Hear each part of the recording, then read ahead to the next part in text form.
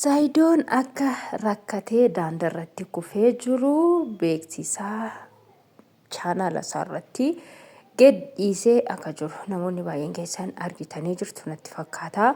Kophaatti hafee kan jedhu gubbaarratti barreessee suuraa isaa akkasiin godhee raawwate. Egaa bakkeen kun Adaamaa keessa natti fakkaata. Iddoo ayyuu guyyaa jalqabaa sarpiraayiz yookiin immoo piraankii irratti hojjetee qalabatii itti kaa'ee jechuudha. Bakka isaan natti fakkaata bakki kun gaafa ni ilaalu nagaa fi araarri waaqayyoo isiniif haa baay'atu. Kabajamtoota fi hordoftoota koo akkam jirtu nagaa qabdanii nagaan qaba. Galata Rabbii isin birarree nagaa guutuun haa jiraatu isiniin jedha. Egaa kabajamtoota hordoftoota koo akkuma argitanitti dindilarra ciisee jira jechuudha Zaayidoon. Egaa gara Yamaniitii akka gara Itoophiyaatti dhufee natti fakkaata jechuudha. Egaa kophaatti hafee kan jedhu irratti gubbaa isaa irratti barreessee chaanaala isaa irratti poostii godhee jira jechuudha. Suuraa kana egaa waan namni jedhuun nuti waan ija keenya hin argine tokko namni kun waan kana balleessee jira, namni kun waan kana godhee jira, namni kun waan kana ta'ee jira, namni kun balleessa kana balleessee jira jennee raawwanne waan ija keenya hin argine tokko nama tokkorra olma fuunee irra kaa'uun sin ulfaata jechuudha. Namichi kun achi gara Yamanii sana deemee dhugumaan haadha manaa sadaffaa fuudhee moo rakkina biraatiif deeme rakkoo biraatiif biyya sana keessa ture waan isa tursiisetu jira jennee raawwanne keessa keenyatti wanti nuti yaadne yookiin immoo wanti nuti jenne tokkollee hin jiru. Haa ta'u malee namichi kun immoo amma gara kanatti deebi'ee akka jirudha kan inni suuraa isaa argisiisaa jiru. Suuraan kun suuraan kun egaa asuma keessadha jechuudha.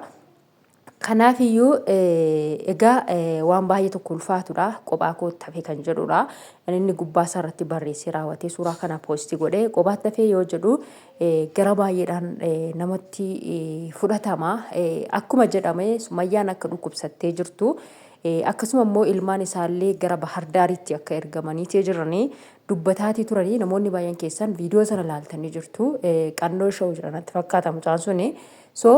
Viidiyoo isarratti dhageetiin ture jechuudha. Mucaan kun immoo ayyuu faana walitti dhiyeenya qaba.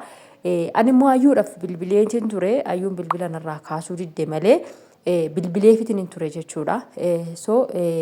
Maaliif yaada kana mucaan kun ayyuu faana walitti dhiyeenya qaba. Hin argitu yeroo baay'ee jechuudha.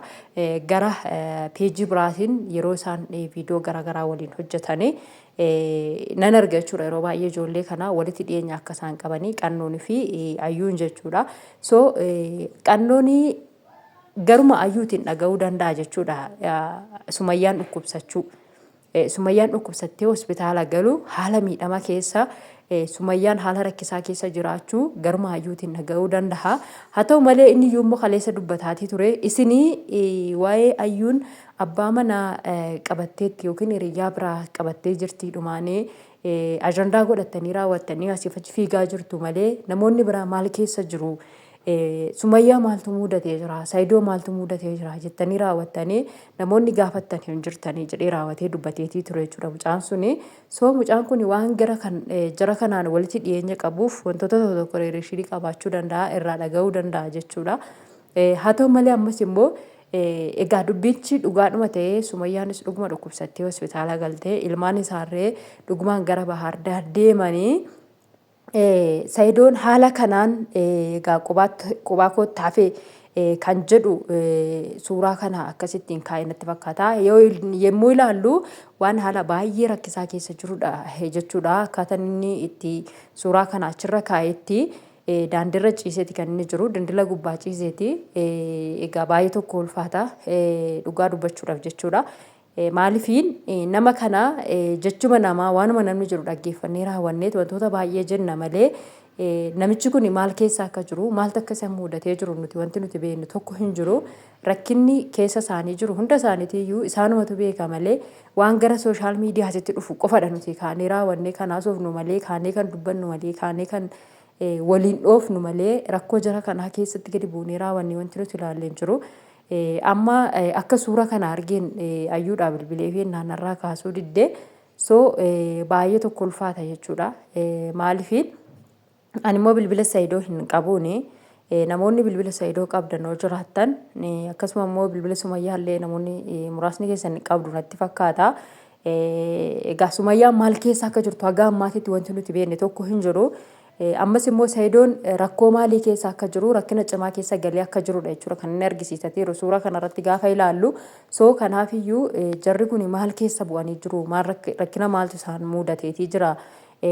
Maal ta'aniitii jiru asuma nuti amma viidiyoodhuma waan tokko argannee raawwanne waanuma sanarraa afarsuu qofa osoo hin taane rakkinni jarri kun keessa jiran irree jara kana wanti mudatee jiru irree warri sooshaal miidiyaarraa badan warri kana dura sooshaal miidiyaadhaan akkasuma ayyuudhuma qofa qabannee fiigoo osoo hin taane amma ayyuun egaa waan kana gochaa jirti waan sana keessa seenteetti waan kana keessa galtee jirti asiin baateetti asiin galteetti bichaa qofa osoo hin taane jarreen dudduuba ishii jiran isoo maal keessa jiru kan jedhu dhuguma akkuma qannoon jedheeyyuu dubbachuun yookiin gaafachuun nu bira jira maaliifiin akka maamila isaanii taanee jiru tokkotti akkasuma mooyyoo akka namoonni isaan jaallattan isaan kabajan hedduun jirtu akkuma kan keenya jechuudha. So kanaafiyyuu jara kana maaltu mudatee jira kan jedhu ana gaafii guddaa natti ta'eetii jira. Saayidoon immoo haala ulfaataa keessa akka jiru argisiisatee jira jechuudha.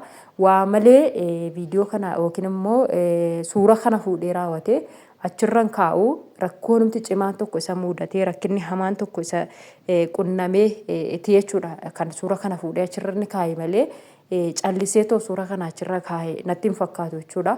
So rabbii rakkina kana keessaa illee isaa haa baasu kan dhukkubsates rabbi haa maaru. Kan immoo rakkoo keessa galee jiru kanas immoo rakkoo keessaa rabbi isaa baasu. Haala jiruun immoo namoonni lakkoofsa isaa qabdan yoo jiraatanii dawwaltanii fi haala keessa jiru osoo gaafattanii gaariidha. Ani lakkoofsa ayyuu malee hin qabu.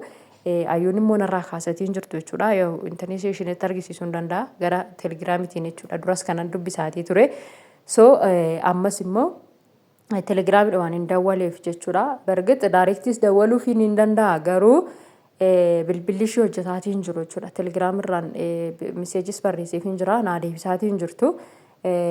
Bilbilli ishee immoo kan daayirektii hin waamu kanaan ani dura daayirektii qabadheetii jiru gara telegiraamiitirraan immoo dubbiseenaan narraa kaasaa hin jirtu jechuudha. Garasiin hin waama garuu bilbilicha kaasaa hin jirtu. Egaa haala neetwoorkii natti fakkaata haala biyya keessaa hin beektu hundi keessan iyyuu biyya keessatti neetwoorkiin badaa hin hojjetu waan ta'eef haala kanaaf ta'ullee kanaafillee ta'uu danda'a jechuudha. So kanaaf iyyuu Saayidoon maaltu mudatee akka jiru hin barre jechuudha. Haga ammaatitti rakkoo keessan jiraadhaan kan inni viidiyoo suuraa kana achirra kaa'ee rakkoon inni keessa jiru maa inni dhukkubsateeti moo maal ta'eeti kan jedhu egaa hin ulfaata tilmaamuun jechuudha waan kana. So baay'ee tokko ulfaata. Ani jechan naan qaba jechuudha waan hundaafu maaliif namni tokko fayyaa ta'ee jiraachuutu barbaachisaadha. Nama tokko miidhama nama tokko arguudhaan mannaa fayyaa ta'ee raawwatee hoo jiraate namaaf wayya isuma dhugaa dubbachuu fi kanaafiyyuu rabbi fayyaa isaatti isaa deebisu rakkoo keessaas immoo rabbi isaa baasu Sumayyaa soo dhukkubsatte rabbi ishee haa maaru.